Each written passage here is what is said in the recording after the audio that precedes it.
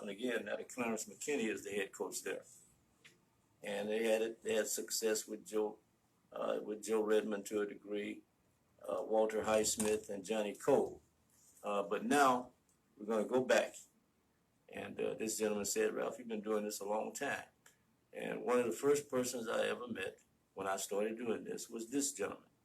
And we're going to talk to him and let him share his story of Texas Southern, what Kashmere High School, the Pittsburgh Steelers, the NFL, etc., and after life after football. Bert Askson is in the studio. Bert, how are you doing? I'm doing all right. Ralph, how you doing? All right. And first of all, thanks for coming. Okay, thank you for inviting me. Okay, and when were you at Texas Southern? 65 through 70. 65 through 70, and I started in 1969. So you were a junior when I started. I was a senior. You were a senior when I started. Okay. Now, how did you end up? You played at Kashmere, right? Yes. How did you end up at Texas Southern? Well, Ralph, when I graduated from Kashmere, I didn't know what I wanted to do, so I ended up in Baytown at Lee College, and I got a vocational school up there. And what it boiled down to, my mother told me I was going to go to college and go to work. Really? That's what your mother told you? That's what my mother told me. And your mother's name? Ava Driver. Okay, and she said you either college, went to college or go to work. So I chose to go to college. Now, which positions did you play at Kashmere High School? When I was at Kashmere, I played defensive back. I played slot back. Okay. That was it. Okay, now we're going to go back to Kashmere for a moment because your story is a great one. Who was your coach at Kashmere? My coach at Kashmere was the guy that went on to be one of the top executives with the 49ers, Billie Matthews. Okay. He left Kashmere and he went to Kansas, went to UCLA, and he ended up with the San Francisco 49ers in 2 or 3 different positions that he held with the 49ers. Right, and many of us thought he was going to become the first black head football coach in the NFL. He had that kind of savvy. Well, he was a little bit ahead of his time, I guess, to be a black football coach, but he was way ahead of his time as far as high school coaching was concerned. Now, who were some of the other coaches over there at Kashmere at that time? At that time, it was, it was Herman Mabry from Mabry's Funeral Home, Tom Hendricks. Big Tom Hendricks, right? Yeah. We had Mr. Jordan, Mr. Steve, Aaron Jackson. Aaron Jackson, okay. So you had a great staff there. And which middle school, junior high school did you come out of? Lockett Junior High. Now, many people, they don't know nothing about Lockett Junior High, and this is why we have you in here, because they need to know this story, the story of Bert Askson. Lockett Junior High, where was the location? Lockett Junior High was Booker T. Washington at first. Right. And when they moved Washington over in Studewood, that's when Lockett Junior High opened up, which is in 4th Ward. Okay.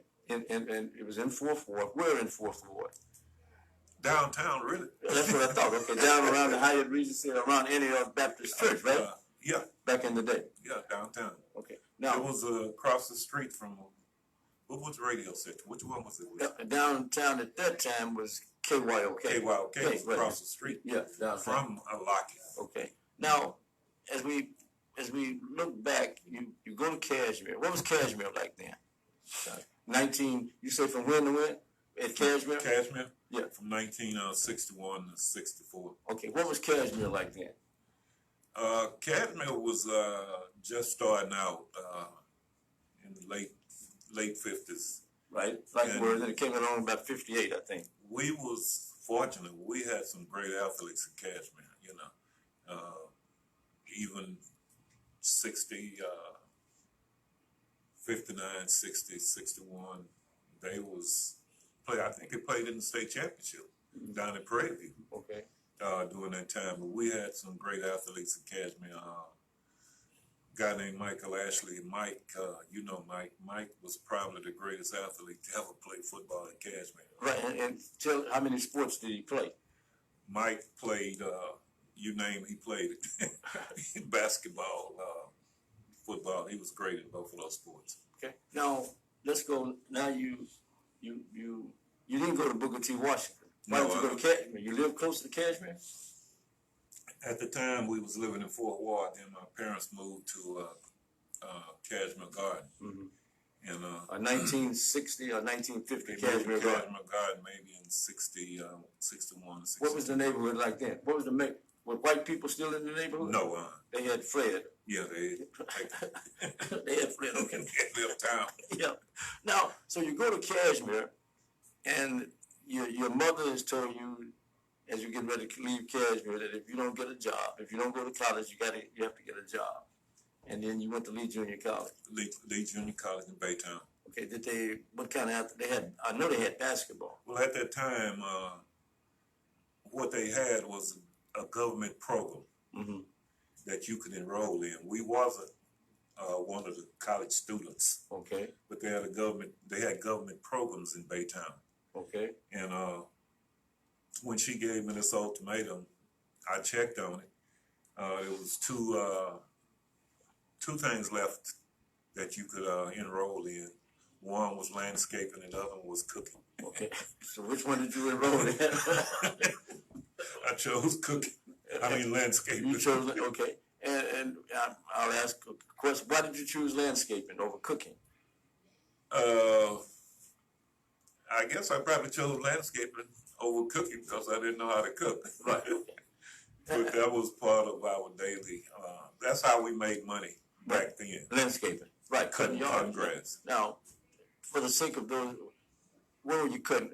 Where were you doing most of this landscaping in? Which area? Crane Street. Crane in that area. Down at the end of Crane, Lockwood, Inglewood, down to towards the end of Crane Street. Now people get hundreds of dollars for landscaping. What was it? I did landscaping too. We didn't call it. We just called it cutting grass and pulling weeds, pulling up flower beds. What was the average hit back then? Maybe $1, $2, enough to get go down the street and spend all our money at the little hot dog stand. Yeah, but everything was cheap then compared to now.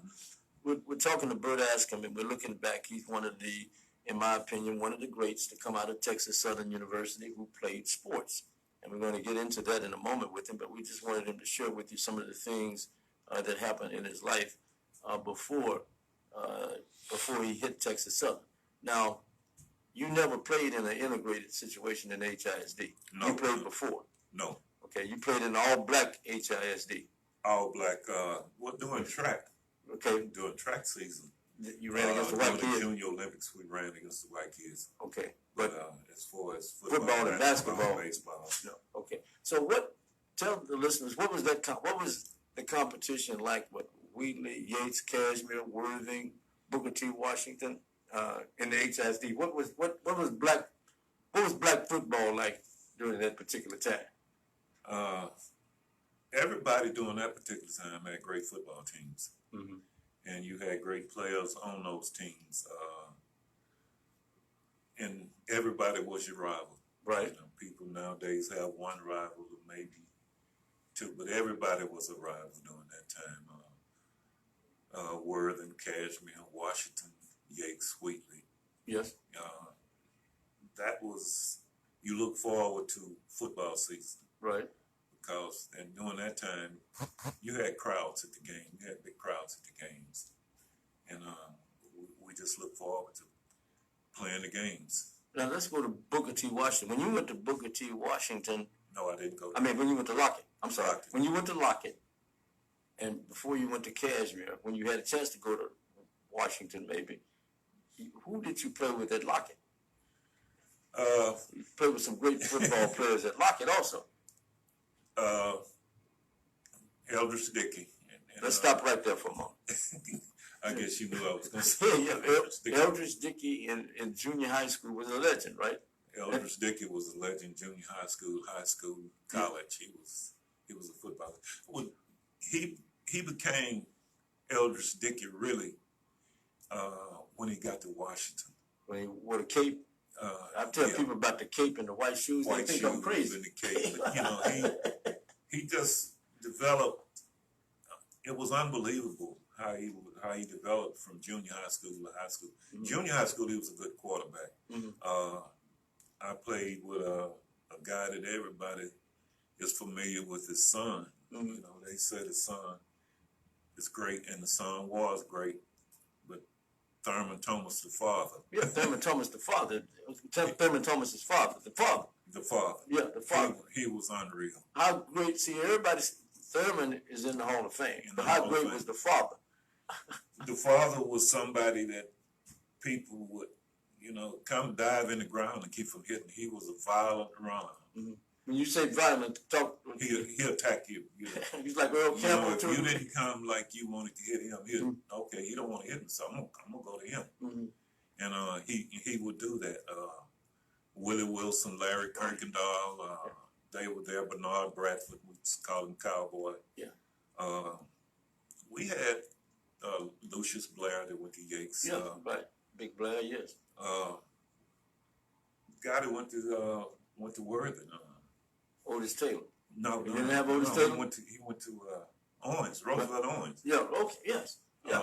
Roosevelt Owens. Yes. Yeah. He was there. Oh man, he was vicious. We had a lot of football players, well, athletes, because we played basketball and football, Mm-hmm. that turned out to be great football players, great athletes. At Kashmere, Blair went to Yates. Yeah. Owens came to Worthing. Kirkendall, Willie Wilson, Dan Bradley went to Yates or Worthing. I'm not sure. He went to one of them. Yeah. He was a good football player too. What about Sloppy Joe, Euro Johnson? Now talk about him. Was he at Lockett? No, he was at Harper. He was at Harper. Okay, tell the listeners how good, we talk about him all the time, but Euro Sloppy Joe Johnson, who later ended up at Booker T. Washington. Euro Johnson probably was the best athlete because he was great at football, basketball, and track, and baseball. He played all four. Right. He was a tremendous athlete. Mm-hmm. He played wide receiver, whatever, because Dickey was there. Yeah, Dickey was the quarterback. And when Dickey left, he moved to quarterback. Mm-hmm. Then when he left, I think Larry Kirkendall became the quarterback. Yeah. So let's go back to Eldridge Dickey for a moment. You were there with him. You could throw with either hand. Talk about that for a moment. You know, you go and I got him in my sight because you know he was going to throw right-handed, but some kind of way he would be able to maneuver to get the ball to his left hand. He couldn't throw as far, but he could throw with his left hand. You had to be aware of that. Okay. Now he went on to play at Tennessee State. You played against him in college? Your memory, as you played for Texas Southern, did you play against? We went. What a lot of people don't understand was I think Dickey went to Southern first. He did. Yes. Yeah. Okay. And so you played against. We came out together. Okay. We came out of high school together. And he went to Southern first, and the man down at Southern, you know, we got our quarterback, you know. So he left and went to Tennessee State. So our freshman year, when we went to Tennessee State, Dickey was already doing great things as a freshman. So our coach at Texas Southern at the time, Clifford Paul, instead of him leaving that man alone, you know, he tell him what we were going to do to him. Well, he told Dickey and John Merritt, right? The coach. John, he was, for some reason, John Merritt was in Coach Paul's head. He was in all of them head.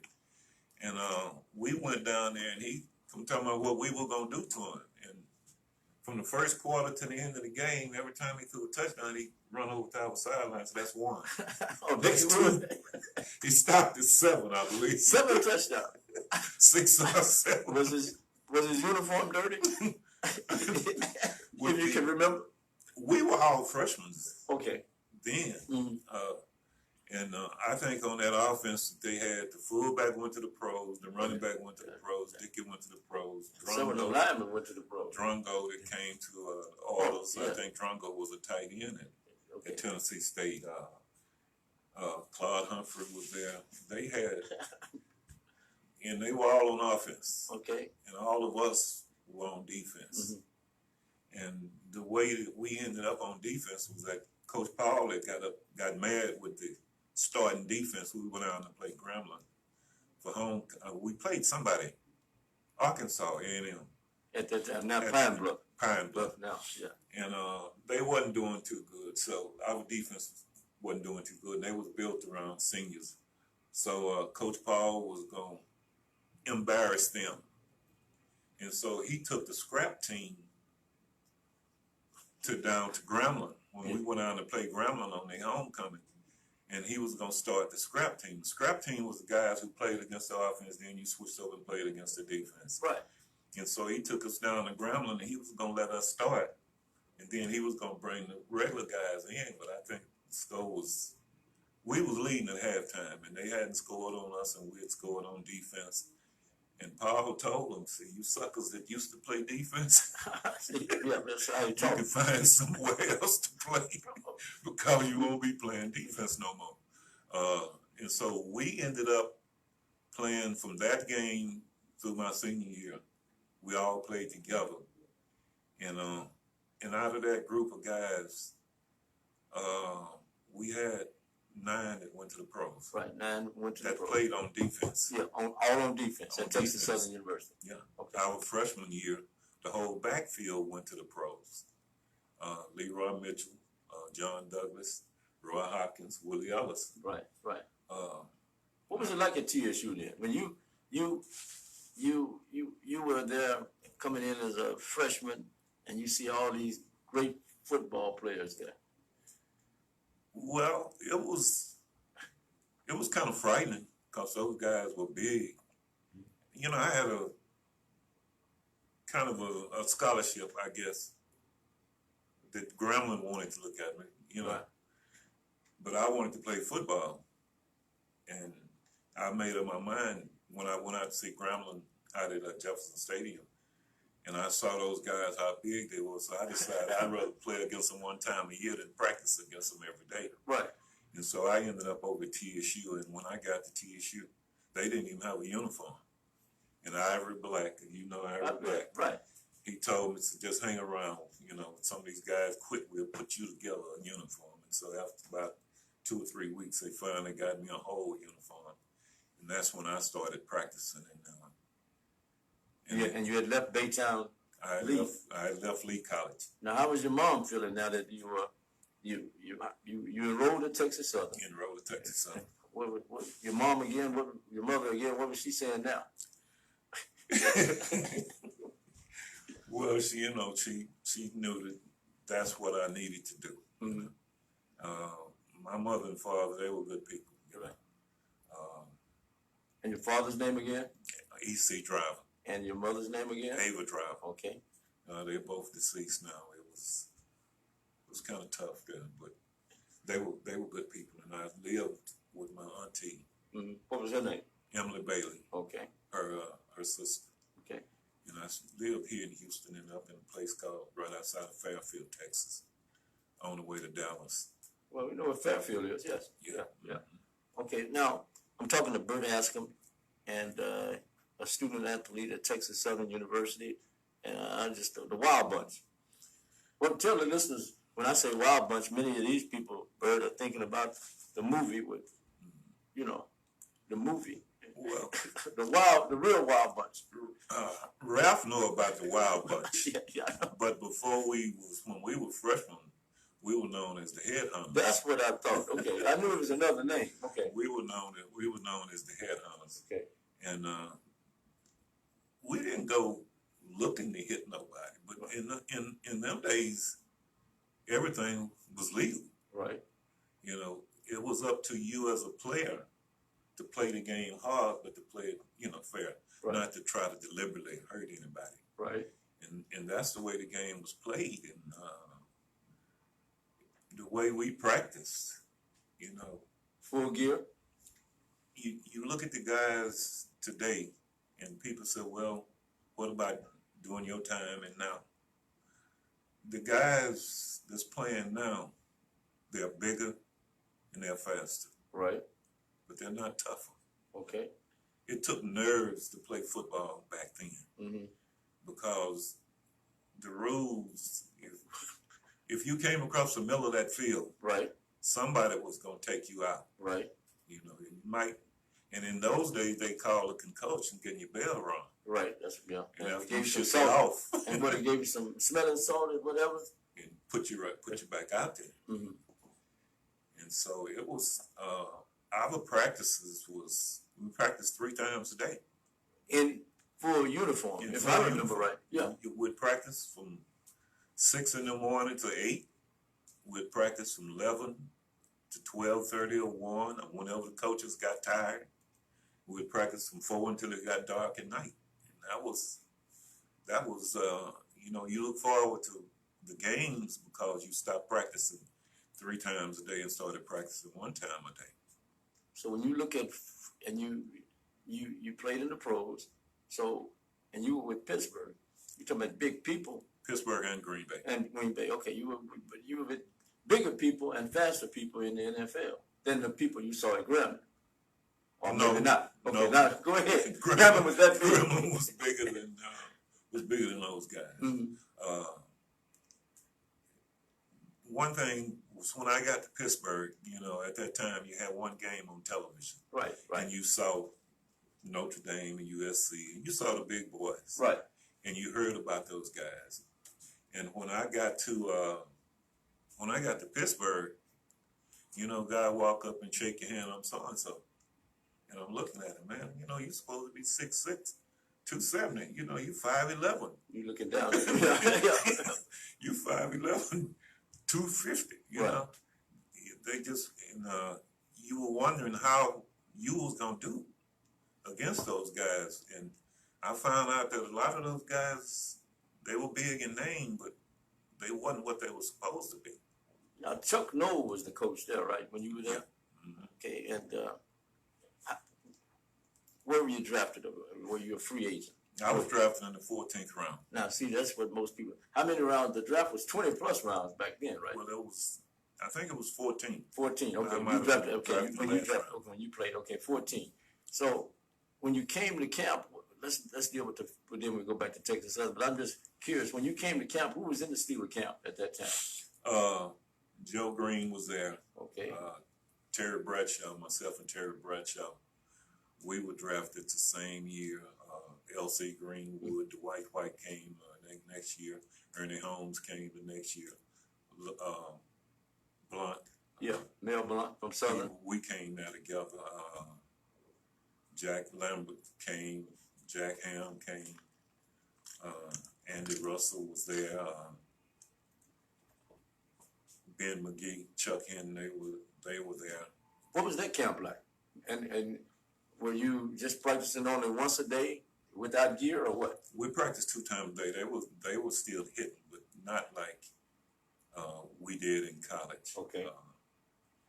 And being there, Chuck Noll was a great football coach. Mm-hmm. I remember I used to, they do kind of go off a little bit and do my own little thing.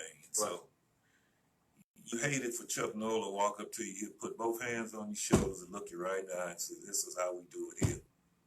And if you can't do it the way we want it done here, we'll hook you up with somebody else. Right. Where they do it your way."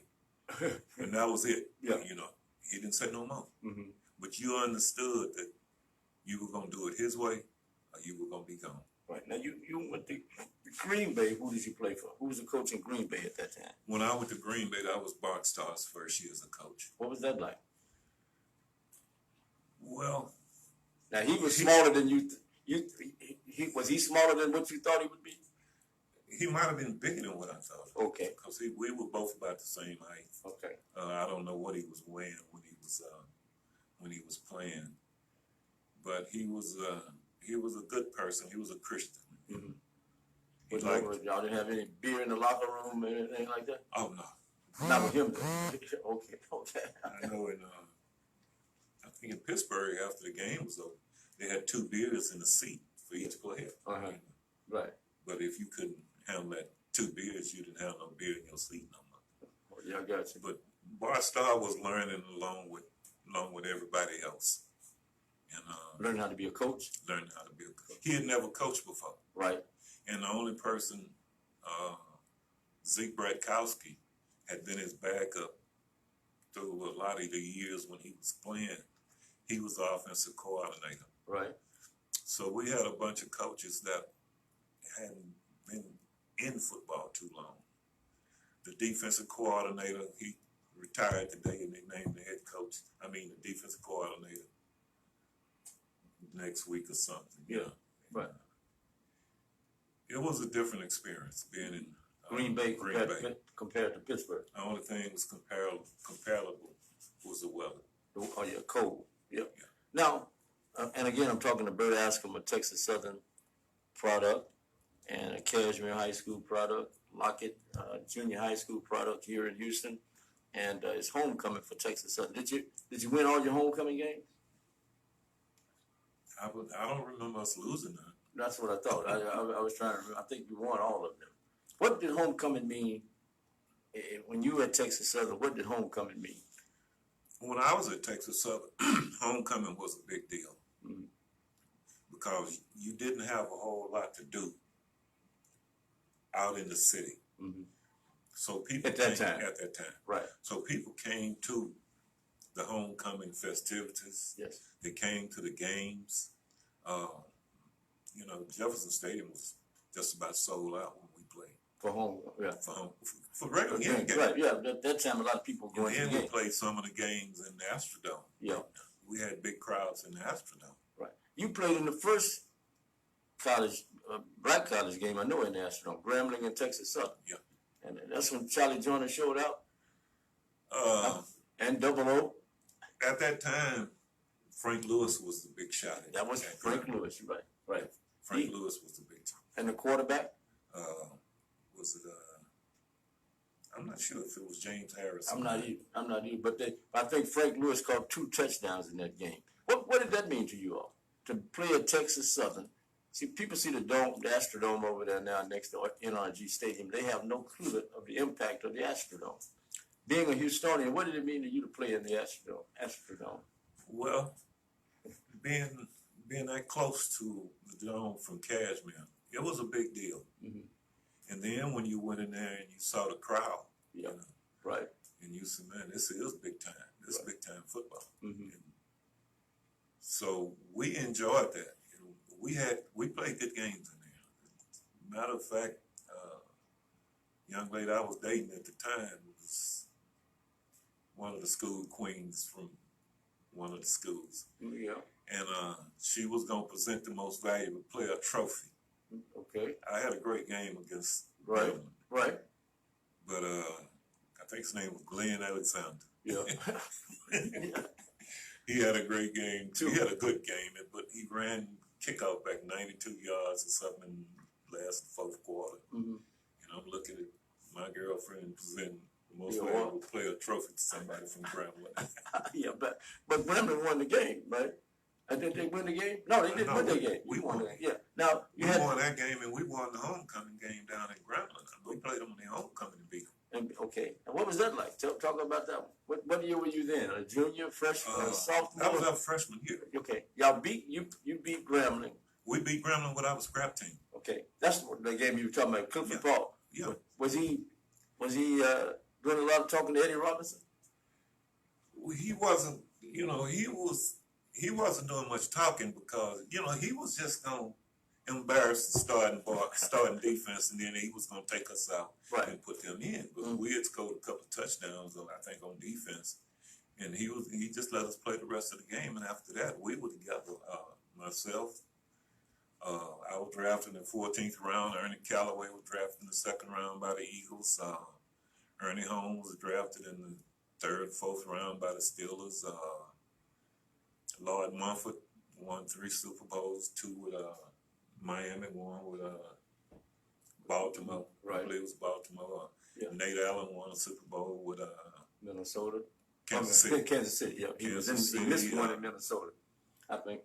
A guy named Robert Pollard, he played 12, 13, 14 years with the Saints. Julius Adams played 12, 13 years with the New England Patriots. Like I said earlier, we had about 9 guys that played on that defense and all went to the pros. And I think probably all of us played long enough to get a retirement. Well, that's a retirement check, right? Yeah. From the NFL. The number here would be 713-668-1230. And my guess, if you have a question, we're journeying back in the past, and we'll be talking some present-day football. A Texas Southern product. It's homecoming for Texas Southern, and Bert Askson played at Texas Southern, and he played during a time when they didn't lose a homecoming game.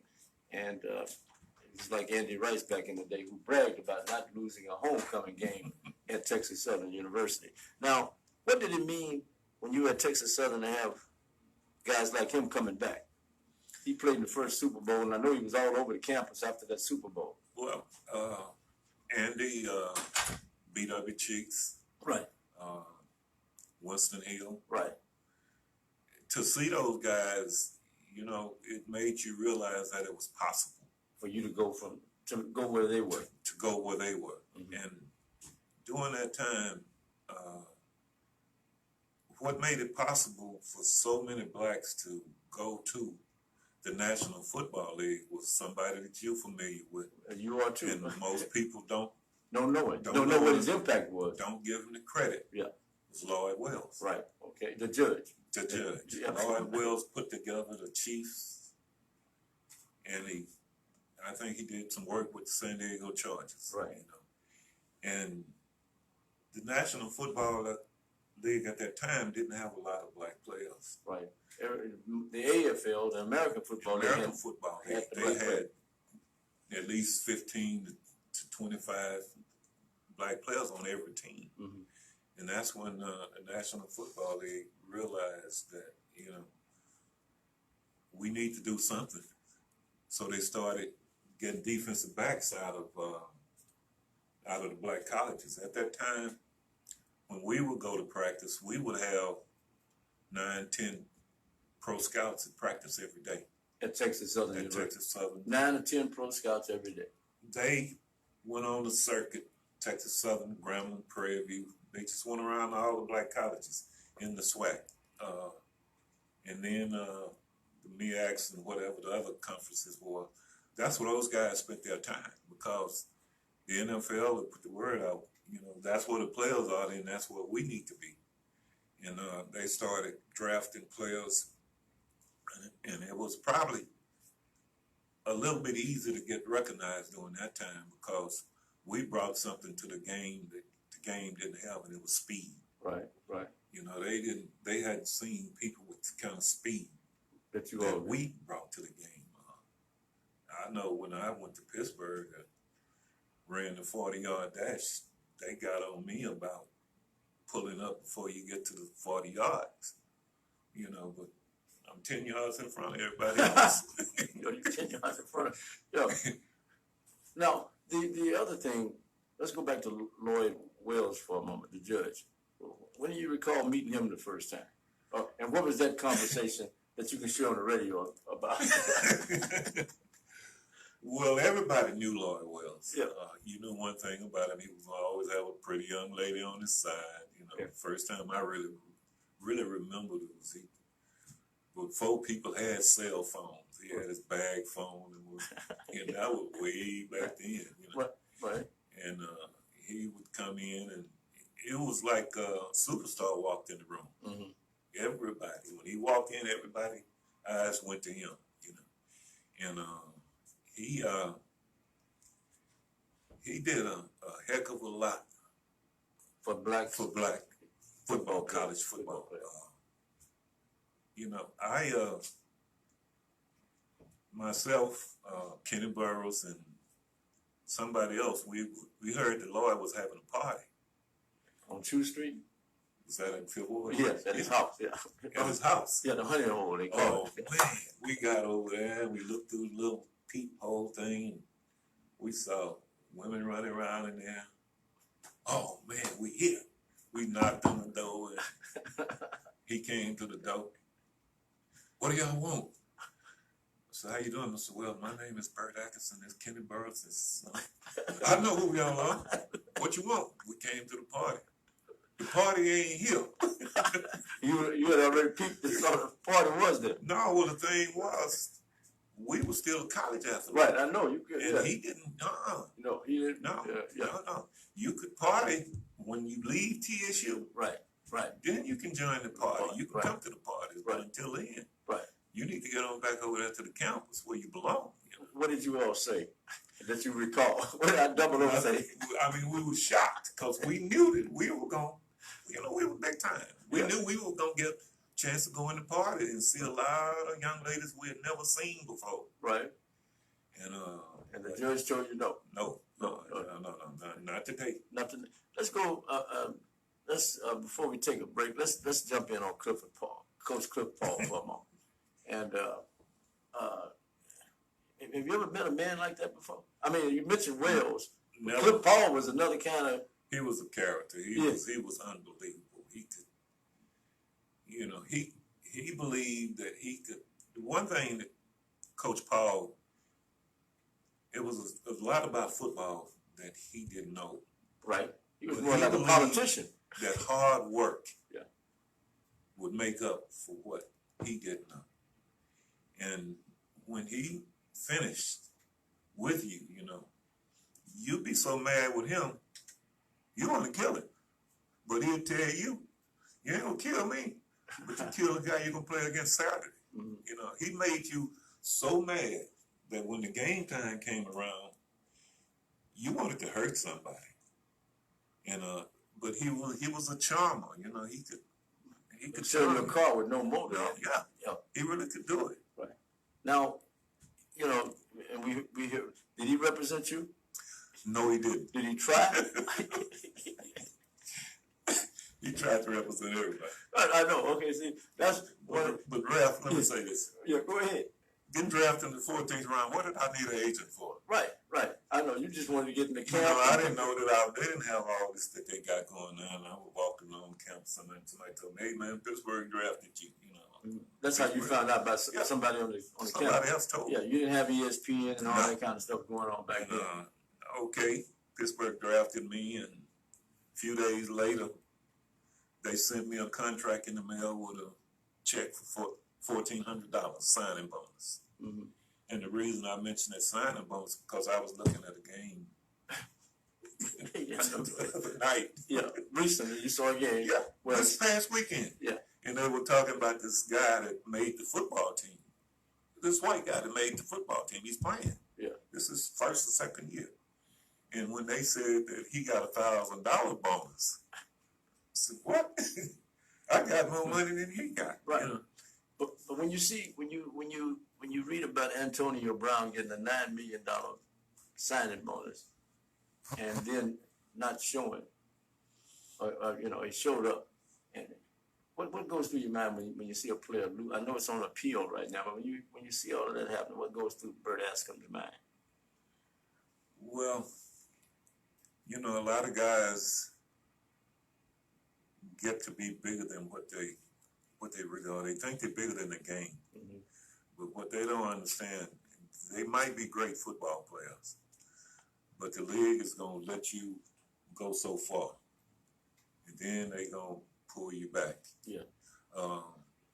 Antonio Brown is a great football player. Right. But do we have a career in the National Football League anymore? Somebody might take a look at him next year. Mm-hmm. Right. But the question is, will he have he learned from what's been happening to him the last 2 or 3 years? Right. And what you have to realize is that they talk about the Raiders and what the Raiders. The only thing the Raiders gave up was a 3rd and 5th round draft choice. They didn't give him no money. He went to New England. They didn't give him no money. That's why he's fighting, trying to get the money. Come on in.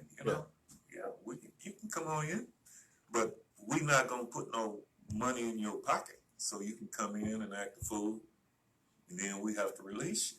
And that's what, from what I read, New England didn't give him nothing. They gave him a contract. Right. And if he would have honored the contract and I guess met the incentives, he would have made quite a bit of money. Now, you were. Let me take a telephone call. Caller, you. Let me see if I can do this. And caller, you're on. Hi, Ralph. How are you? All right. I just want to say I appreciate that you bring these people on so the younger generation can hear what's going on and have an idea that it's not an easy road. And I appreciate you doing that. Oh, okay. Thank you. All right. You want to say hello to Bert? Just say hello to her. Hello, all of y'all, and I appreciate you all coming in and letting these youngsters know it's not an easy road. Just like he's talking about that guy now. You know, he might be able to save himself, but just to let the youngsters know, you just don't come in there and you just don't miss up a good opportunity like that. So, and I appreciate Ralph bringing that to the forefront so they know you get a once in a lifetime chance. Don't blow it. Thank you. Appreciate it. Let's see if we can try another one, Bert. And caller, you're on. Hey, good afternoon, Ralph. Crew, how y'all doing? All right. Good afternoon. All right.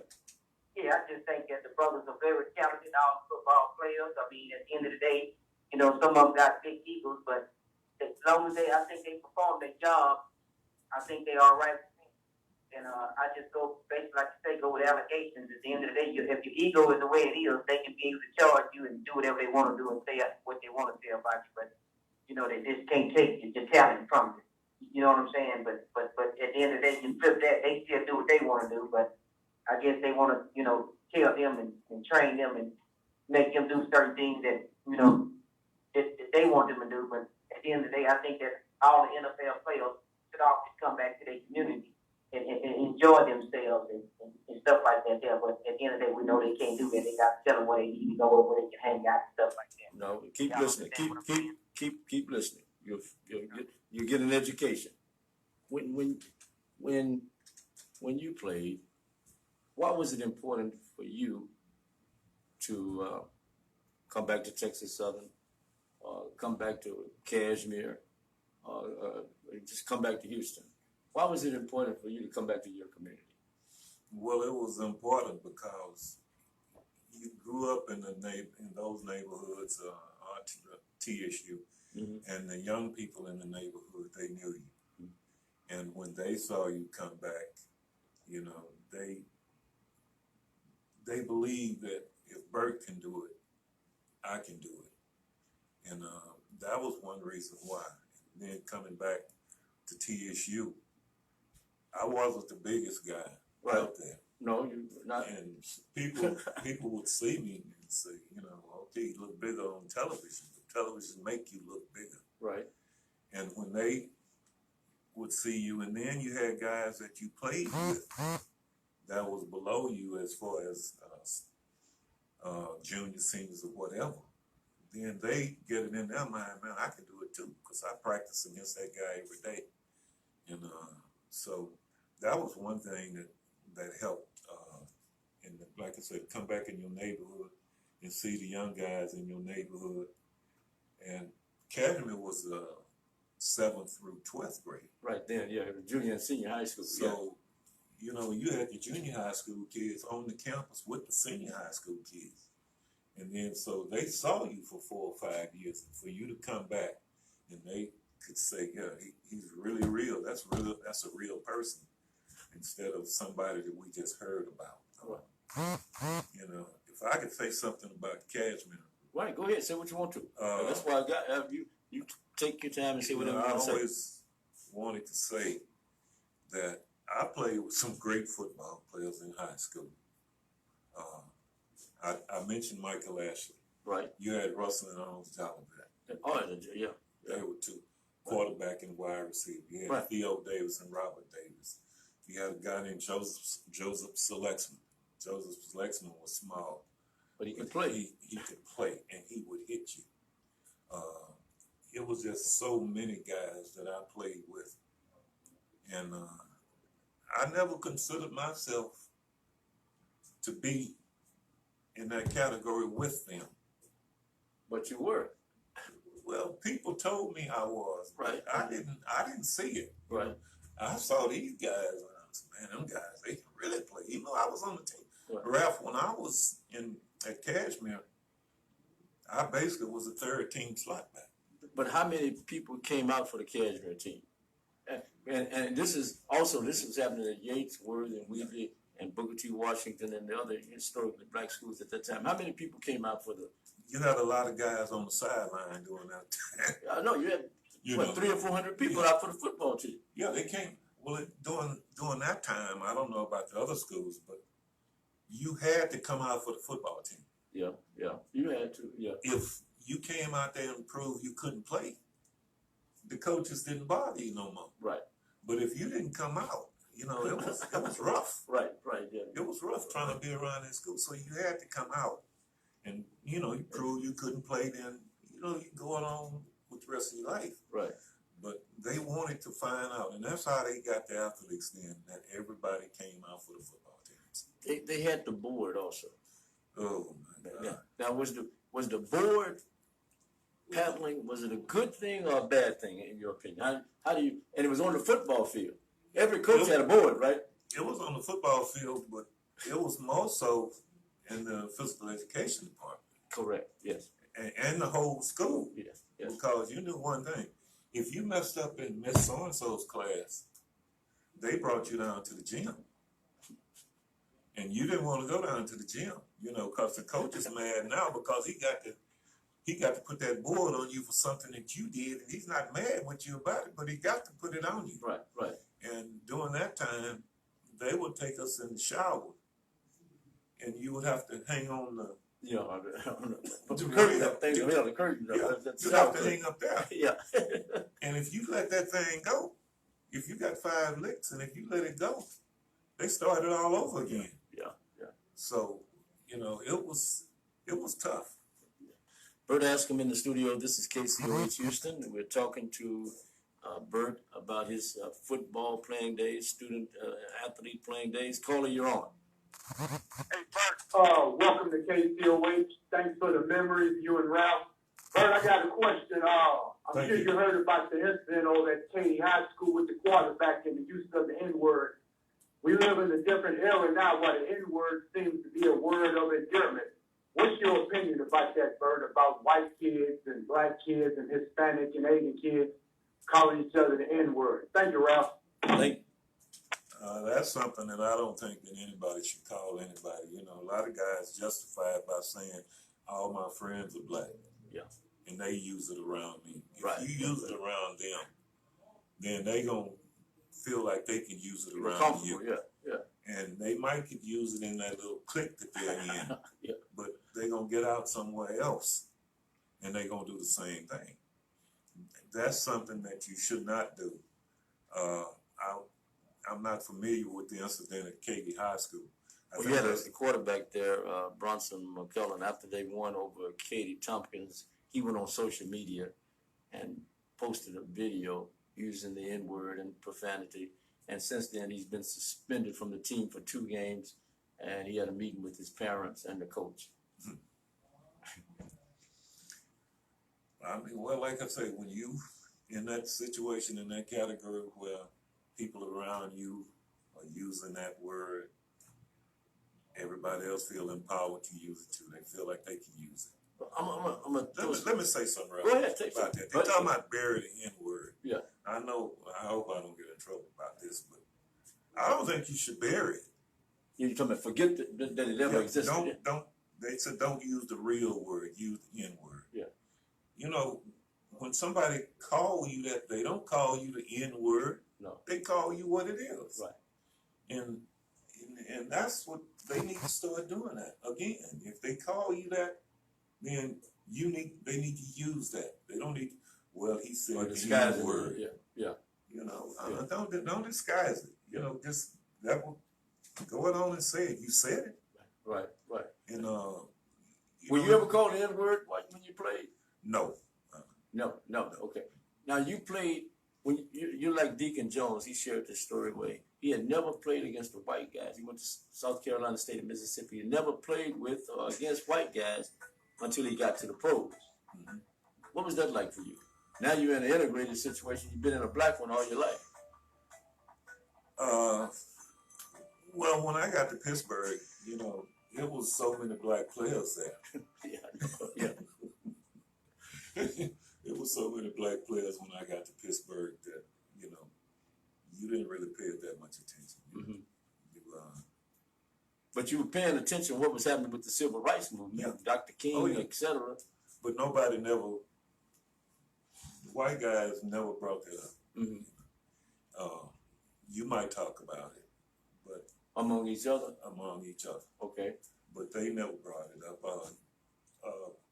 You knew that in Pittsburgh and in Green Bay. You know, Green Bay was 98%, 99% white.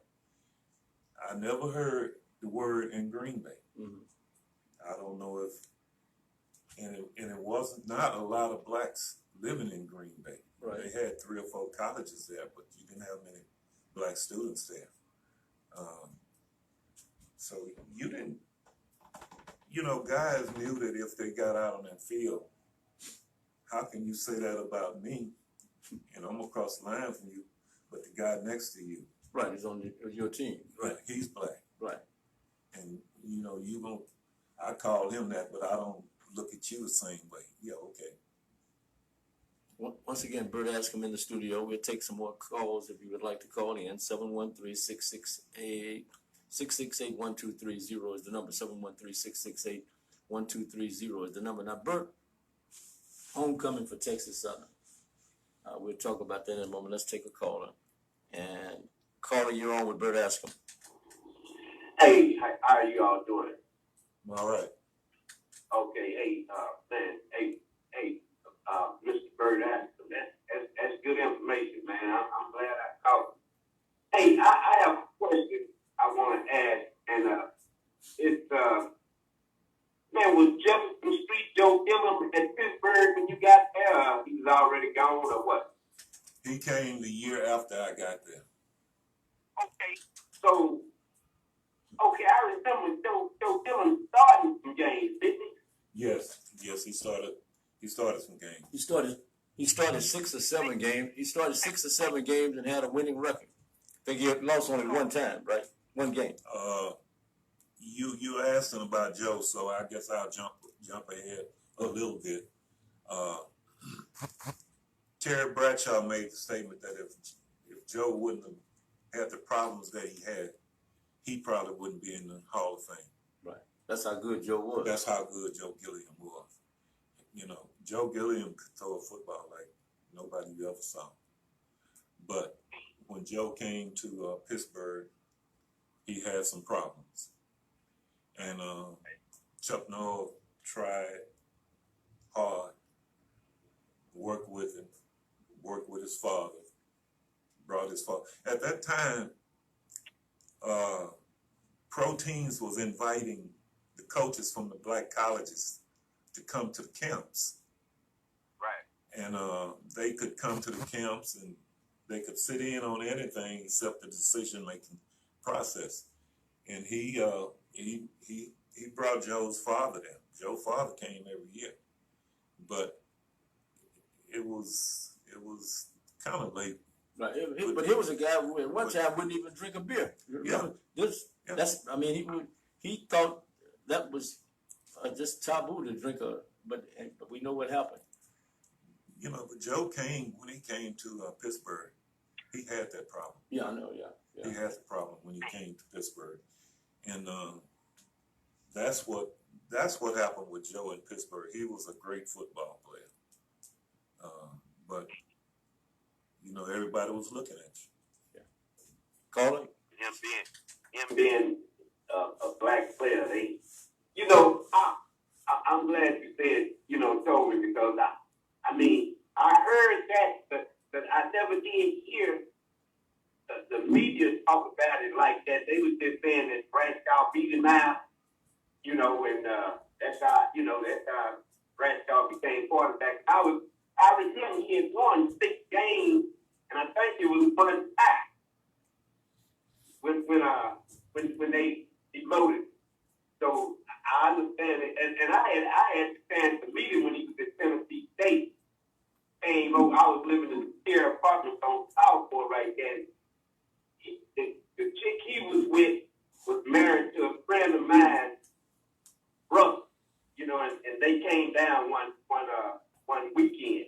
I met him. He was still at Tennessee State. But wow, I'm just saying, if people really don't know what kind of how it was back then, you know. Well, keep listening. We're gonna share some more. We're gonna share some more with you. All right, thank you. Okay. Let's see if we can get another one in here.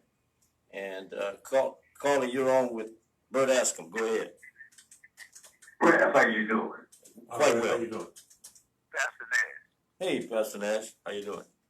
Now you got a good memory. I'm trying to think. Young Brown was playing with the Browns, and I think they were playing against the Giants. And the Brown from the middle, and I'm trying to think the football player hit him and said, "You sneaky in." He come right back to the ball again, run over and said, "I don't feel that time this way, man." You remember that? I remember hearing about that. Yeah, I heard about it, and I want to say it may have been the team with Sam Huff on it back in the day. That's who it was. That's them. Yeah, they played against the Giants, and the Giants held Jim Brown to the lowest offensive total that he had. And, they started talking. And when they played him again, I think he might have set the National Football League record or For something. that time, yeah. For that time, in that next game. Yeah. But man, you got a full steady memory. I tell you, but I haven't thinking about that when you guys was talking about race a while ago. But look, you had the right, you got the right player too, okay? Okay. At that time, Hold on a minute, Reverend Nash. Hold on a minute. Go ahead. At that time, Jim Brown was bigger than all of the players on the Giants defense, except maybe two of them, 2 or 3. Right. The linebackers at that time was Sam Huff, was 215 or something. The other 2 linebackers was 210. Jim Brown was 200, and they say 230. Right, may have been bigger. But, Yeah. I know when I went to Cleveland to play a game, I saw him on the sideline. And so I'm going to ease over here by him and, Measure him up. And when I went over there and stood beside him, and I looked at him and I said to myself, I got on the uniform. He's still bigger than you. And he's still bigger than I am. He's a big fella, man. He's a big fella. Some football player too. But man, that was some time with those guys like that, man. I think. Well, you got a good memory, man. God bless you. Okay. Well, thank you. I appreciate that, and thank you for your prayers. Thank you. All right. Thank you, Reverend. Let me ask you this before we try another telephone call. How good would Jim Brown be today?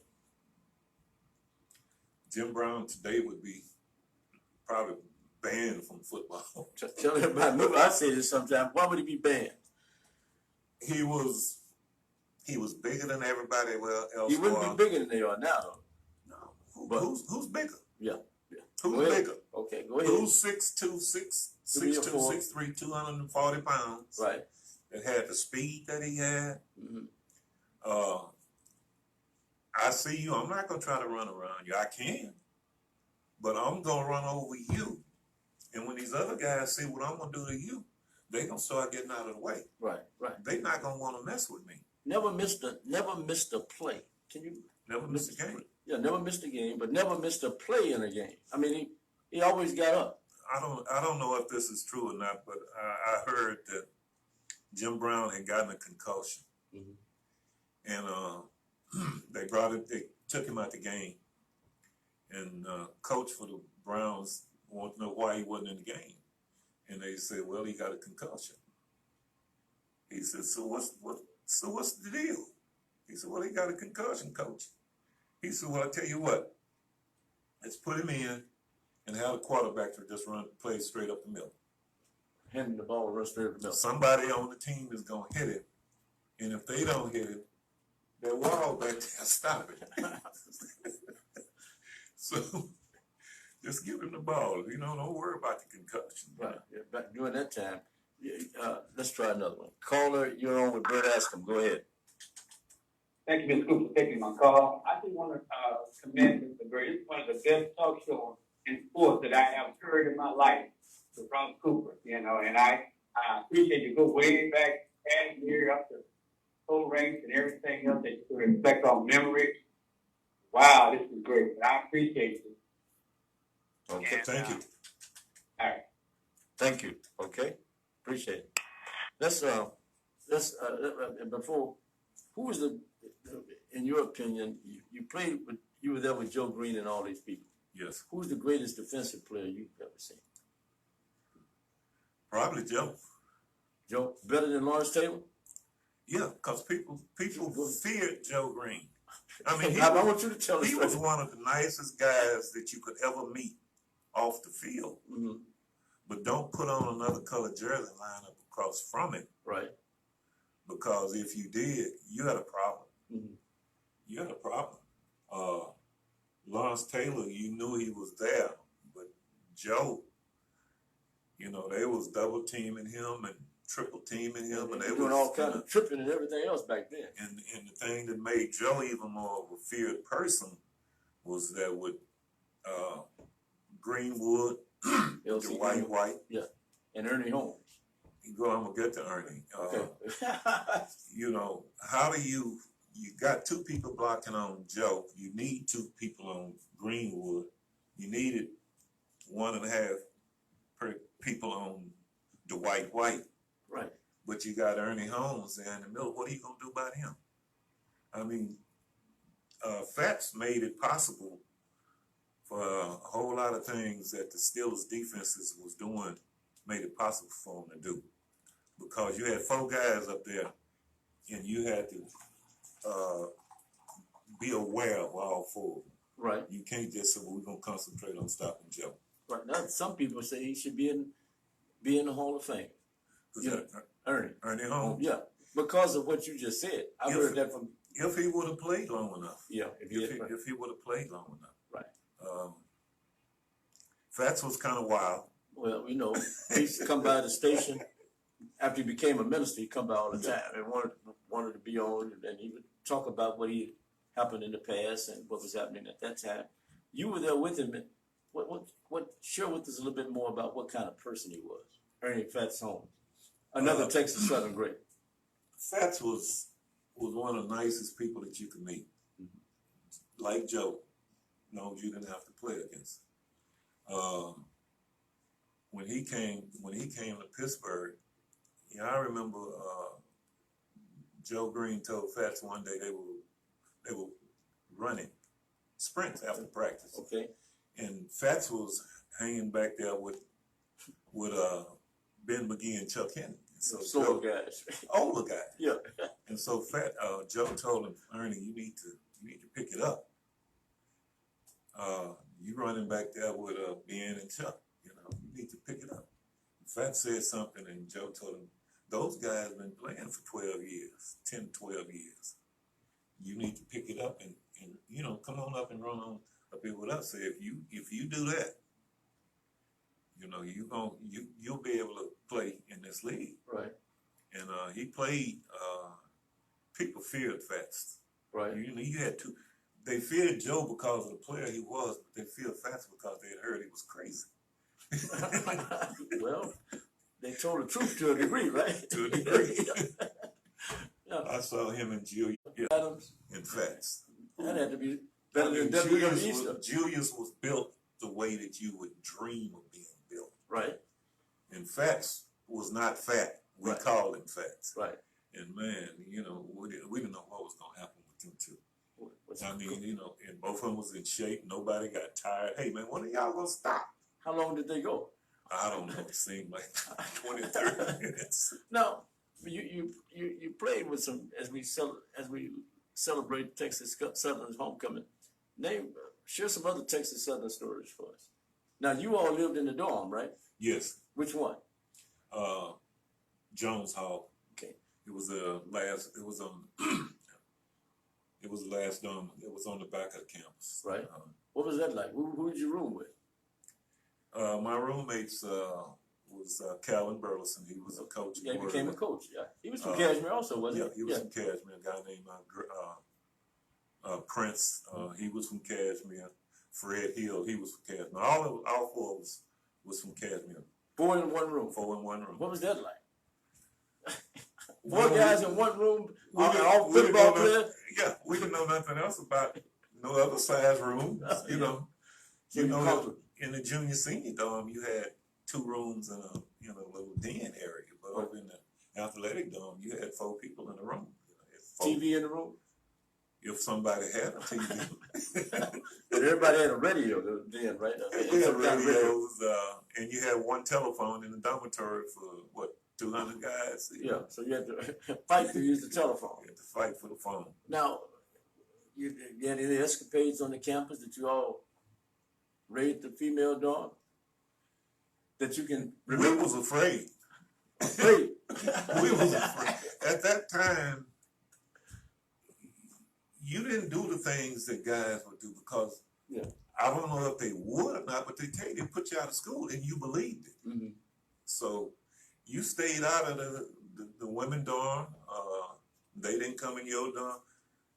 At that time, the coaches and the dorm matrons, they were in charge. And So how did you call on the lady? How did you call on the? Well, we had a desk downstairs, and you go in there and you tell who you want, and they'll call upstairs, and that person will come downstairs. That's right. Okay. And you have a lobby downstairs if you want to sit in the lobby, Right. but you didn't want to sit in the lobby. You want to get off on the campus somewhere. Right. Now the other thing was, you had the Groovy Grill was right there by the campus. You didn't go there, did you? I did. The Groovy Grill, I think, was on Wheeler because the It was cars right on could the corner. drive through. Yeah, Wheeler, well, and Tilwester? yeah. Wheeler and Tilwester. Tell us what was the Groovy Grill like? Well, the Groovy Grill was where the big boys went. Yeah. You know, where the pretty girls went. You know, they wasn't. You know, they wasn't. Some of them didn't go to school there. The girls didn't Right. go to school there, but they would come there, and the big girls on campus, they would go over there. But we on campus didn't do us no good to go over there. You didn't have any money. We didn't have no money. So you know, I mean, and you had later on, of course, they cut the traffic off through Yeah. Wheeler. What was that like when traffic could drive through Texas Southern? You were there then. What was that like? You know why they cut it off? I have a great idea. Yeah, I'll let you tell the story. Well, at that time, there was a riot over there. Yeah. Well, the police made the riot. The police rioted at And- TSU. And what happened was that every Friday, like clockwork, we'd go out there. They was tearing the pit up. It was a pit outside the one of the, I guess, the cafeteria or something. And it had rocks, and we was picking up the rocks and throwing them in cars, and you know, everything went every Friday. But this particular Friday, somebody in a car got hurt. And then we looked up, they had blocked off the streets down on one end. They had blocked it off on the other end. Right. You're talking about Wheeler. Wheeler. Through the TSU campus, okay? And they had a 55-gallon drums with tar in them. So we set the drums on fire. We just acting a fool because we was having fun.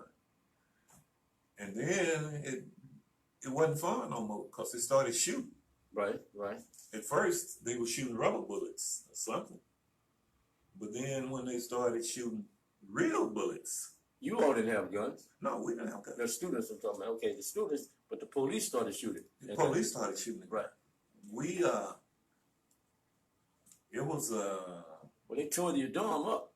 well, not our dorm. Okay, but not the athletic dorm. The but- freshman dorm and the junior senior dorm for men. Mhm.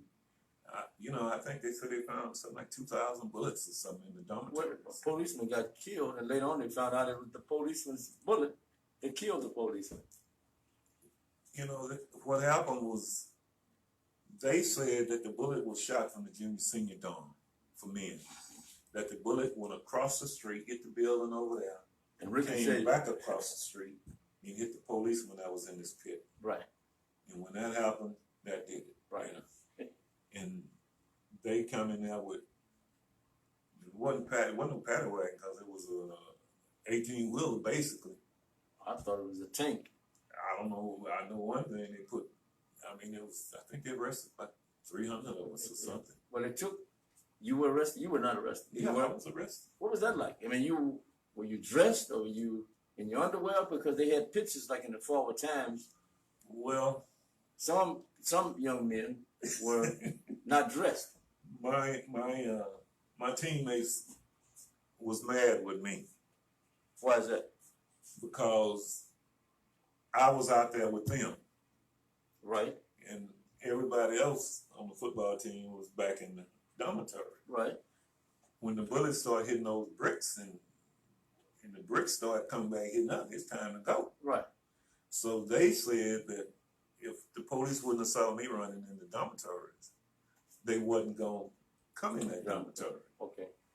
So here we are with 400 people laying out on the ground out there. Right, When we tap you, get up and head for that truck over there. right, right. And How long were you locked? How long was it before Overnight. your bail was posted? Okay. yeah, overnight. I think they let us go. Yeah, I think that's what I thought. think Yeah, they I don't think because then later on they realized that they shot the policeman. Yeah. Well, it took them a while for them to admit it. Right, because there was some young men charged with it. When they went in the junior senior dorm where they said the bullet came from, I think they found a couple of baseball bats, a couple of knives. But they ripped it apart. They found one. I think they might have found one rifle or something, but it didn't work. Right, right. So, it was. They shot a lot of bullets into the women dorm too. Yeah, that's okay. Yeah.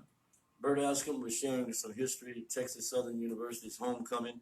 Now to see Bert, they're going to have a seating for about 10 to 12,000 people on the campus. Did you ever play a game on the campus? No. Okay. What does this mean to you for them to be playing a game on the campus? That's where that's where it should be. Mm-hmm. If it get to the point where they need to go somewhere to a larger stadium, maybe so. Right. But I noticed when they were playing the game by the Delmont Stadium a few years ago, they had good crowds out there. Because I think everybody liked that tight fit. Yeah. They had good crowds out there, and there wasn't no problem getting in and out of there. But they decided for whatever reason To go back. to go downtown, and Right. Now, it's disappointing to turn on television and just don't see nobody at the games. Yeah. And especially since you played before big crowds. Yeah. It has to be. Now, you've watched Texas Southern over the years. You can just stop me whenever you want to. When I finish, make a comment. You watched Dr. Rod Page come after Clifford Paul. You had Allen Benefield there for a year. I mentioned Rod Page. You had Wendell Mosley. Sorry. Yeah, Big Jim Sawyer. Let's stop with him for a moment. He played in the NFL too. Yeah. What was he like? What are some of your fun memories of Big Jim Sawyer? He was a very good coach. He understood players. Him and Coach Paul, their personalities was different. Mm-hmm. The defensive coaches was Ivory Black, Benefield, Coach Sawyer, a couple more guys. With Coach Paul. And But Coach Paul didn't really. He screamed and hollered at the defense, but he was more offensive minded. Mm-hmm. When Coach Paul came there, in his mind, couldn't nobody play football unless they was from Florida. Okay, well that's proven. That's a proven fact. Or Georgia. The school that he was coaching, Edward Waters in Florida, when they dropped their program, he brought all the coaches down here. He brought some of the players down here. Right. And he recruited 10, 15 guys every year out of Florida. If you were from Florida, you had a better chance than anybody else. But, that's just the way he was. But I don't want nobody to mistake it. They had some great football players that came to TSU Out of Florida. Yeah. But see, let's deal with something else. People see the SEC now, and they say the SWAC was the SEC then. Yeah. You mentioned earlier the speed, the whole. Go ahead. At that time, players were going to schools, well, we had to go to black schools. Right. You know, unless you could jump over a tall building, or you could get to USC, Or Michigan State or Michigan somewhere. State or somewhere like that. My first cousin, you had him on your show a few years ago, Ben Wilson from Yes. Aldine Carter. Yeah. So if you didn't go to one of those schools, you didn't have a chance, because the schools in the South, they wasn't taking. Mm-hmm. And so schools like Grambling and Southern, TSU, Jackson State, Alcorn, Mississippi Valley, they had great football players at all those schools. Right. Yeah. Now, what did it mean to you, knowing you couldn't go to the white schools when you were in high school, you're on these outstanding teams at Kashmere, and you see where the University of Texas, U of H was integrating, but you see most of the schools, not all, in the Southwest Conference were not.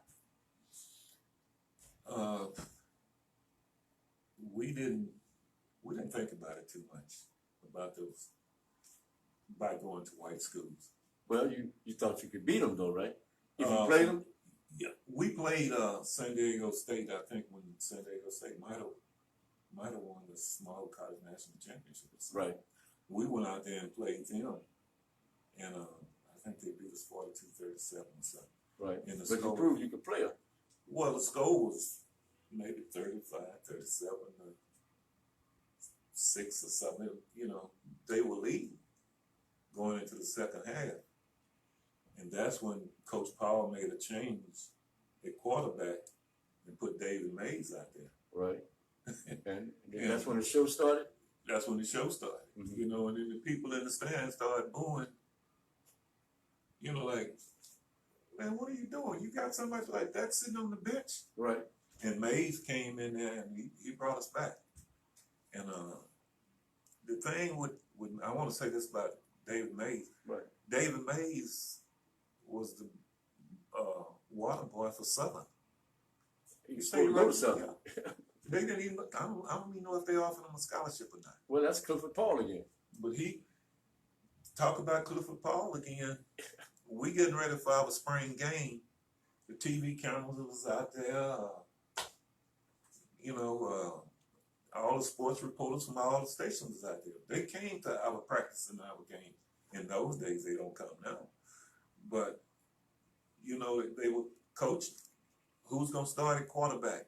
Well, sucker, don't worry about it. Yeah, that sounds just like I got a quarterback. Okay, we out there warming up. You know, no quarterback. Where's the quarterback?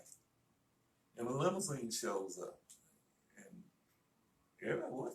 You know, we looking at the limousine. We thinking, well, I'm gonna get out the car. Yeah. He got out the car, David Mays. So he had to ride to the game. They picked him up, I guess, at the airport or wherever, and brought him to the game. And I guess they must have had his uniform in the game. In the car. Yeah.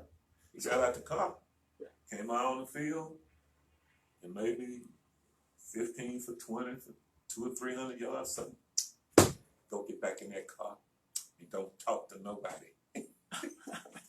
That's what he told him. Yeah. And we didn't see him no more Mm-hmm. until practice started. Yeah. You know, when practice started, He was a rock star. oh man, Yeah. David Mays. But yeah. Now, here was a guy, David Mays. Some of us who saw him, and then you saw the others, the Harold Smiths, the Garland Montgomerys, and the Johnny Coles, and all the other quarterbacks, John Douglas, and all the other quarterbacks who played at Texas Southern. Some of us think he may have been the greatest quarterback to come to the school. David Mays? Yes. He probably was. Yeah. Because David I know he was a dentist at one Right. time. Right. But David was tremendously smart. Right. Right. And, you know, he did what he had to do, you know. The education was important. Playing football was important. I think David started maybe a couple of games for the Steelers. Well, Cleveland. Cleveland. Yeah, he was not drafted, You know, and he got signed by the Browns and made the team as a free agent at quarterback back then. When that was really unheard of. no, I was saying he started the game. Yeah, against the Steelers. Yeah, for Cleveland. Yeah. That was unheard of. Yeah. So Texas Southern has all of this great. What does all of this great history mean to you? to be around now. See, a lot of the people we've talked about are no longer here with us. No, they're not. You know, you look back and you hear about this guy, that guy. You know, he passed and Right. whatever, but you wonder how did he pass? Because he's the same age I am, Right. Right. and then you start to realize how blessed you are Right. to still be around this long Right. and to be in relatively good You health. drove yourself over here, right? Yeah, You remembered how to, okay, you know how to get back home, right? I think I do. So that's my point. See, so do you have any football injuries that you suffer from? No, I have knee replacement, but that wasn't from football. I was blessed.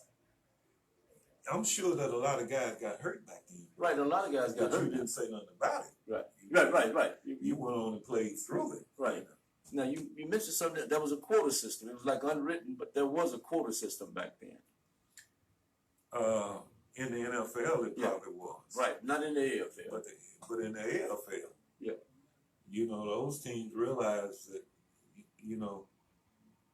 in order for us to get where we want to be, we got to get the best football players possible. Yeah.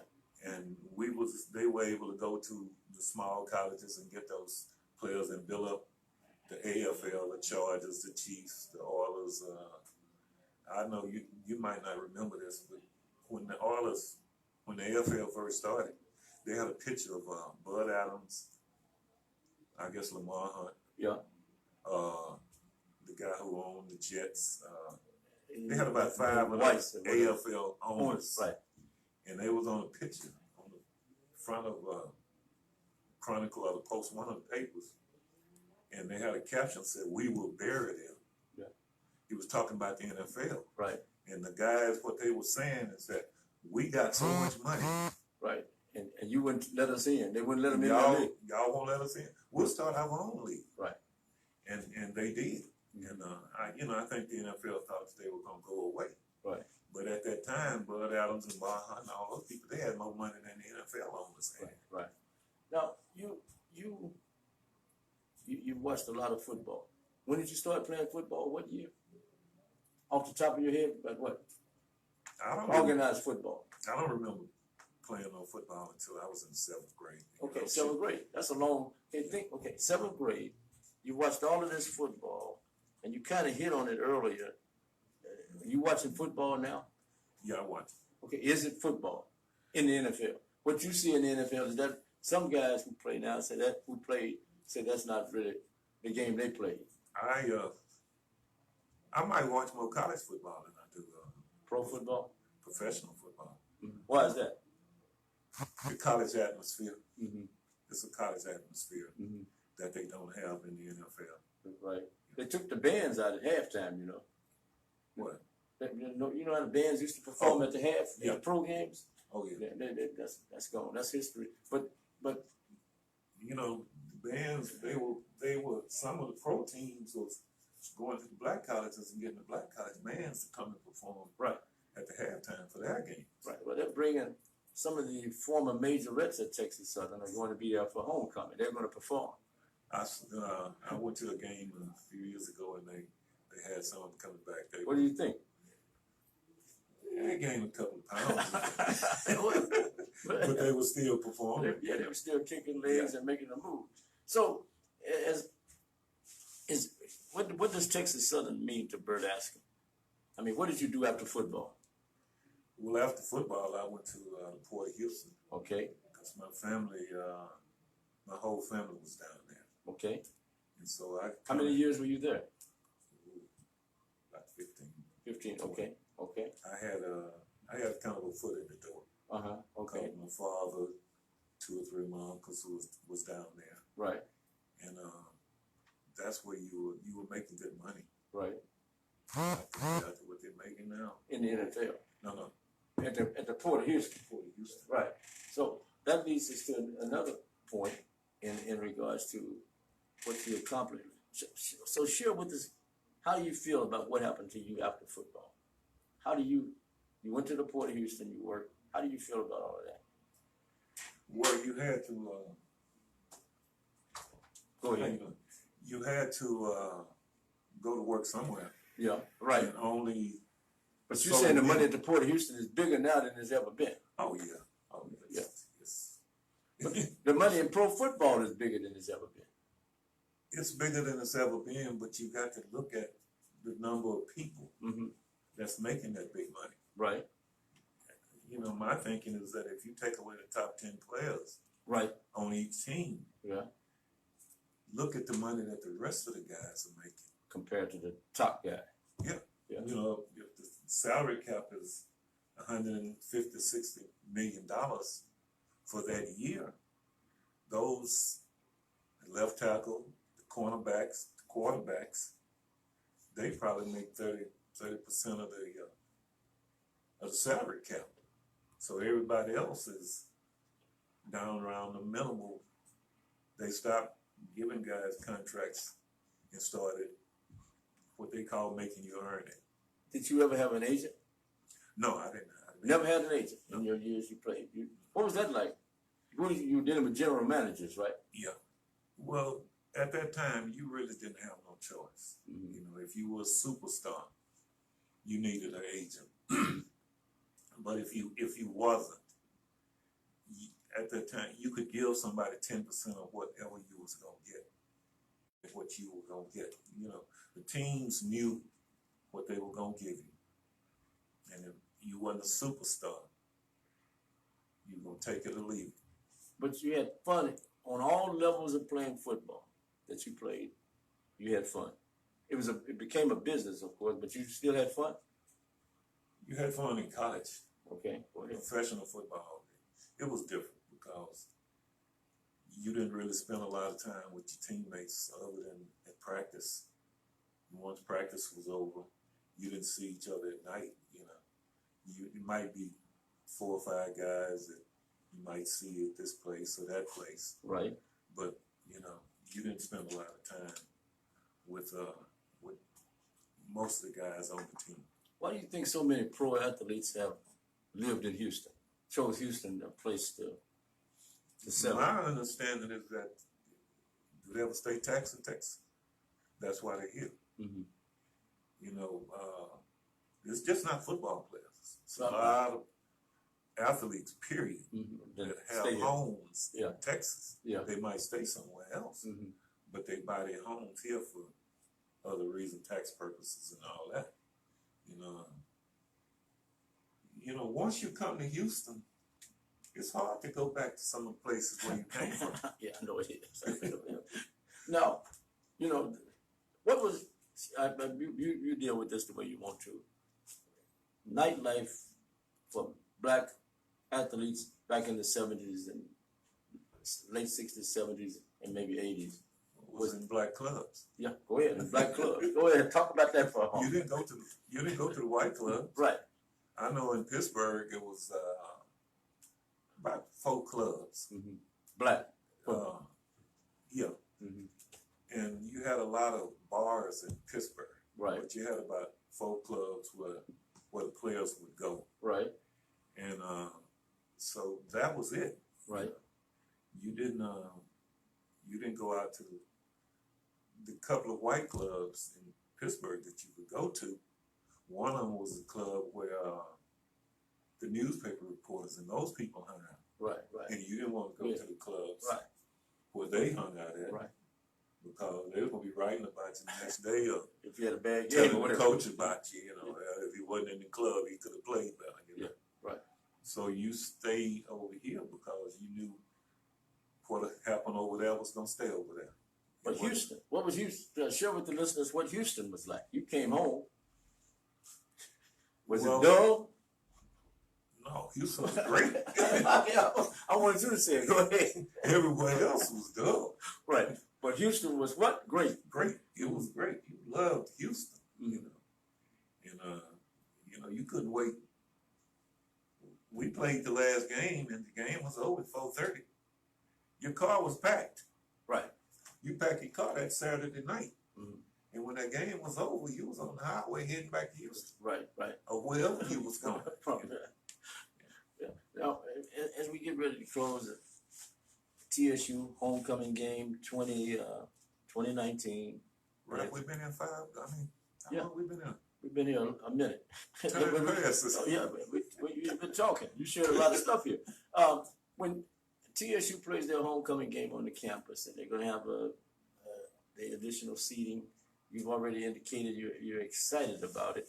But I want to give you a chance to maybe share with people why it's important that they should support TSU, even the ex-jocks who may not come to TSU at this time. Why is it important that you all support Texas Southern? Well, I think it's important because if we don't support it, the people not gonna come. They're gonna have to put together a winning football team at some point. Think Clarence McKinney will work? Where he came from, he should. And he's from the hood. He's from the Yes. 3rd Ward. Yeah. Yeah. And he played, and he was what, LSU? No, he What was he was at Arizona, Texas But A&M, anyway, and U of A. he was in major college Program. program. And he played at Yates. So he should bring major college ideas to TSU. Mm-hmm. Now, the hardest job he's gonna have is recruit. Right. Because back then we recruited against each other. Right. You know, and I told people, you know, when the white schools started, they would take the great players, they would take the good players, they would take the pretty good players, and the ones with potential. Right. So that left no players for the black colleges. Right. So he's gonna have to get out, he's gonna have to work. He's gonna have to work to get those guys to come to TSU. I don't know how he feels about this, but he might have to go to junior college ranks to build up the program. Mm-hmm. Because you look at major colleges. Right. Now, you watch him on television, you hear him talking about this guy's from a junior college, that guy. There was a stigma on junior colleges at one time. Right. But not now. But not now. Right. You know, if the major colleges can take those guys and give them a second opportunity, second chance, then you should be able to try it too. Now, you don't give them a third, fourth, fifth chance. Right. Now, You need to make them understand. Right. I'm bringing you in. I'm giving you this shot. You Right. can take advantage of it, or you can blow it. now, how do you invite people who are TSUites to come back to homecoming? How would you, I'm asking you now, how if you were in a forum with them, what would you tell them? Well, Ralph, that's a tough question. Well, it's a tough show, Bert. Yeah. Y'all make me tough. Go ahead. I guess you would have to make them understand that to get TSU back to where it was, it's going to take the support of the community. It's going to take the support of Houston. It's going to take the support of the high schools. Mm-hmm. Back then, you know, at Yates and Wheeler, old schools, they encouraged you to come to the game. Oh, they made you. Remember, they made you come to the games. But, you know, now with all these outlying areas and everybody running out there, those schools are not pushing the students to go to TSU for their homecoming. You're going to have to get some excitement going on over there in the football program. And if the football program is winning, your admission is going to go up. Yeah, your enrollment, Your enrollment is going to go up if the football program is winning. And that's not the only reason why you go to a college. But it helps you to make up your mind. I would rather go to a college and get a good education. And if they got a winning football team, that's great. But if you look at it and the football team not winning, Yeah. you might try to look and find you somewhere else you want to go. Now, did your wait, in the end, was your mother happy you came to Texas Southern? Remember you said your mother in the beginning. She was happy that I went to college. Right. And I think my teammates was more happier than she was, Mm-hmm. because at that time, guys couldn't afford to go back to Florida Right. for Christmas holidays. Oh, yeah. Oh, I see. whatever. Oh, so they came to your house? So they came to my house. And your And mother they- cooked for them? She cooked for them, and they ate there. Yeah. A few of them spent the night there, but you want to spend the night here at my house with my mother. I want to get back over on the campus. Why did you want to get back on the campus? Well, it was girls on the yeah, campus. I know. But they were concerned about eating They were food. concerned about eating. Yeah. You know, that them coming there to eat, Yeah. you know, it reminded them of being home. Yeah, right. Just stay home away from home. Right. Quite a few guys, they came all the time. Who came to eat at your house back then? Did you I recall? think Ernie Holmes came. He ate up everything, didn't he? Or tried to. Well, you know, when guys come, they want to, you know, I don't want to eat up everything. They try to be cute, you know, but when you put all the food out on the table, Yeah, I know.